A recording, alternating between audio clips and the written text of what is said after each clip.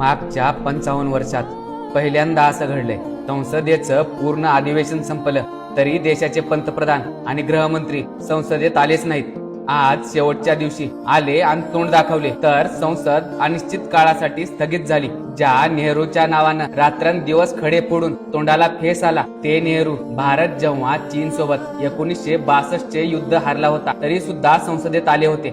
2002 ला गुजरात मध्ये दंगे झाले होते त्यावेळेस अटल बिहारी वाजपेयी संसदेतून पळून गेले नव्हते तर त्यांनी विरोधकांना उत्तर दिले होतं. ज्या मनमोहन सिंगला तुम्ही मुका पंतप्रधान म्हणत होता त्यांनी सुद्धा 2008 चा 26/11 जो हल्ला झाला त्याच्यानंतर संसदेत येऊन प्रत्येक गोष्टीला उत्तर दिलं होतं. तुमच्या काळात काय एक स्टुडंट प्रोटेस्ट झाला आणि तुम्ही चक्क पाय लावून पळाले.